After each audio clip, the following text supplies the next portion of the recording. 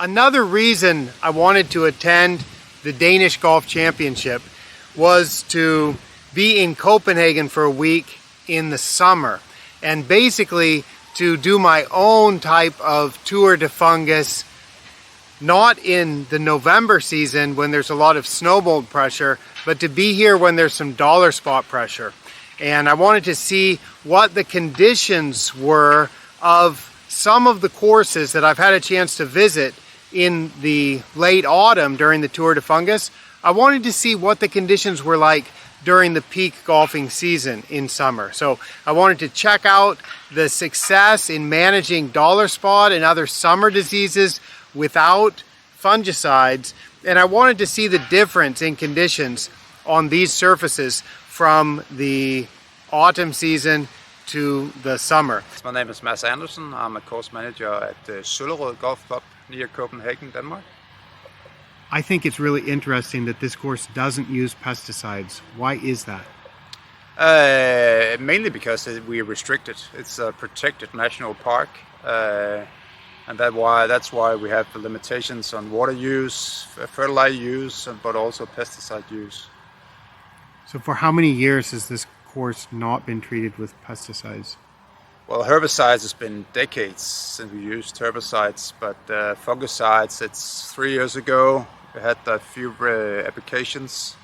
We don't use any insecticides, but for the last 3 years it's been totally pesticide-free. So you've got dollar spot pressure in the summer, you have pink snow mold or microdochium patch pressure in winter. Yes. What other anthracnose, would you be worried about that? I used to, but I think I got control of it now. A little more balanced nutrients program. So the main worry right now, it's actually the dollar spot. The pressure we see in Scandinavia right now, it's higher than ever. So that is a concern where you can't spray. Yes. Do you see any dollar spot? Maybe right here, a little bit. There's a few patches on this green, but otherwise it's fairly clean. Yes. Not bad. We have a few spots there as well. Not something I would worry about. And this is with no fungicides for 3 years. No fungicides for 3 years. Wow, that's really, really impressive. What are the primary species composition? If you would say it's this percent bent grass, this percent fescue, this percent POA? It varies through the season because we have so different weather here, but here in the high peak of the season, I would say it's probably like 50% creeping bent and maybe 20% POA, and the rest is probably fescue. That's a guess, but it mixes in very well. So right this time of year, it can be difficult to tell them apart. As a course manager, what is it like managing with no fungicides? And you know that you could get disease overnight, you could get disease tomorrow, or you know there is dollar spot there. What's it like managing without fungicides, and what tools do you use to create playing surfaces that are this good? I would say you have to get used to the feeling that you're under pressure, but still the club knows and the members knows that what limits we have, and we can't spray, and that's the circumstance here. So you need to communicate with your members. You need to tell them what we do, and if we get disease, why we get disease. I normally compare it with a human being. You can eat healthy, you can do exercise, but you can still get sick. And the same with the golf green. You can treat it as you're supposed to, but it can still get sick. So from that point of view, it's in some periods it can be stressful, yes, and especially with the dollar spot. I think the microdochium in the winter time we get pretty good control of now, but the dollar spot is more unpredictable. And what we see here in Scandinavia, some courses get hit in May and all the way through to October, and that means it's a long period without being able to treat it with pesticides. But over the last few years we try to spoon feed more, and in disease time we try to spoon feed every week, just with small amounts of nitrogen, so we don't get excessive growth. But that's one way to do it, and try to back off with aerification during the disease periods. And then a lot of rolling. So I would say that's some of the main things. Yes. Iron sulfate. Iron sulfate as well. We use quite a bit of that in Denmark in general to disease pressure. Just small amounts when we apply. So yeah, that's one tool. Yes. So the fairways are getting mowed today, but we can still shoot a video. It's not that loud. True. So for how long have you been using these automowers? We bought the first ones in the spring of 24. So the oldest one has been running a year and a half now. And we're really happy with the performance and the quality, and also the members especially are really happy about the quality. Now they get fairway mown Saturday and Sunday, which they never tried before. So that's a big thing for the members. How many maintenance staff work at this club? We are 5 full-time staff, and then we are 3 in the season, which is part-time workers. So in general, we are about 6 full-time staff if you add everything up. So having the fairways cut with automowers, that frees up some people to do other work? Yeah, it's been mainly located into greens, so more maintenance on the greens, more rolling basically, more frequent rolling, and also in the holiday time being able to maintain the golf course even though it's holiday. So having the robots mowing is definitely an advantage there, but the quality of the cuts and the maintenance cost as well is a big game changer for us. And you were mentioning to me about setting up a 5-reel diesel-powered traditional fairway mower. There's might be one person on staff that can do that, but you said there's multiple people that can do the maintenance on these, so that's been quite good.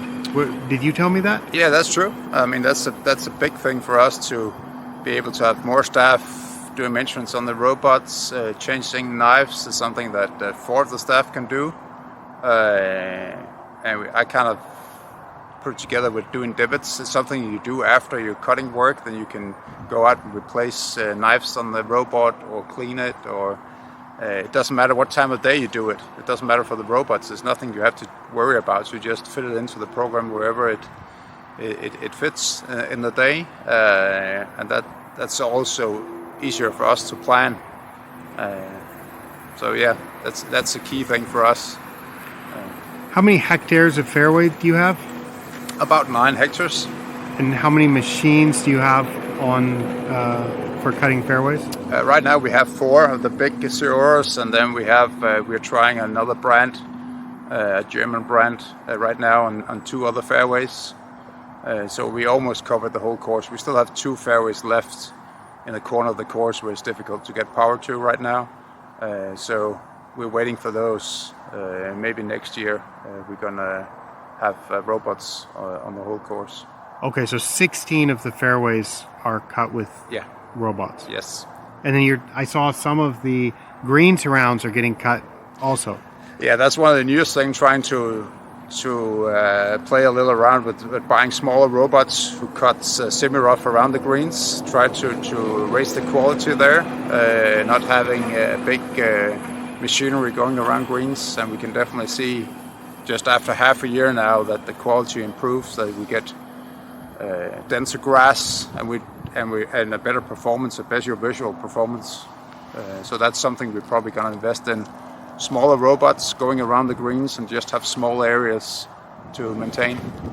And no issues with mowing height, as in terms of these machines can cut at the heights that you need to maintain the fairways and the green surrounds? Definitely. Right now we're cutting an 18 mil, which equals 15 mil with a traditional mower, and this one can go down to 10. So you can cut really low if you want to. Wow, so this is one of your worst disease greens. that is one of the worst diseases, and we see the same thing every year basically. That this is one of, let's say, 5 or 6 greens that get hit the most, where 3 of the greens are in this area. But yeah, this is the disease pressure we see, like you see here. It varies from year to year how deep they are. This is fairly superficial, so playing wise we are alright. And to be fair, the members can't tell whether it's an unrepaired pitch mark or a ball mark. But and do you look at the Smith Kearns dollar spot risk index? Yes. And do you know? So I understand that's been pretty high for the past month. Yeah, I would say a month and a half. It's been fairly high, at least from what we're used to. And so that's it. And is that from 20 to 60? Is that the type of risk index that you've seen? 30 to 20 to 30, which is high for us. 30 is high for us in this area. So you've seen 20 to 30? Yeah. I calculated higher when I checked for the Pace Turf update. Okay. Well, that's good news. Where are you getting? Are you getting it from Turf Keeper? From Syngenta. Oh, you get it from Syngenta. Yeah, and their app have the Smith Kearns model as well. But anyway, the disease pressure has been high.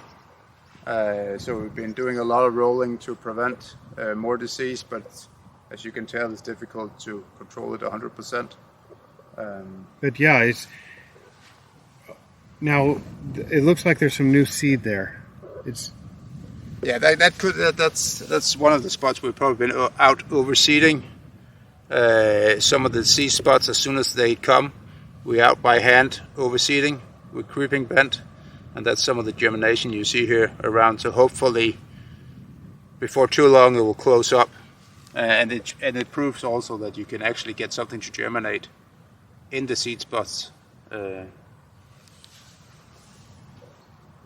yeah, this is one of the worst greens. Yes. Yeah, that's funny. I've got a big smile on my face when you're saying this is one of your worst greens, because it looks like there's a few pitch marks, and it looks like there's some dollar spot too. But overall, as you say, it's hard to distinguish the pitch marks from the dollar spot. Yeah, the main concern is if you see they start growing together and become bigger scars. Then it becomes a bigger issue. But hopefully soon we'll be over the worst period here, and it will wear off disease pressure wise. Do you remember the first year you saw dollar spot? Yeah, that was back in 18, probably when I started here. So 7 years or so. Yeah. And does it seem to be the same pressure every year, or does it go? It varies. In the beginning, I saw deeper scars than I do now. It's more superficial scars I've seen. In the beginning, it was really deep scars that really affected the ball roll. So if it's a different variety of dollar spot I have now, but definitely the scars are not as deep, which makes a huge difference.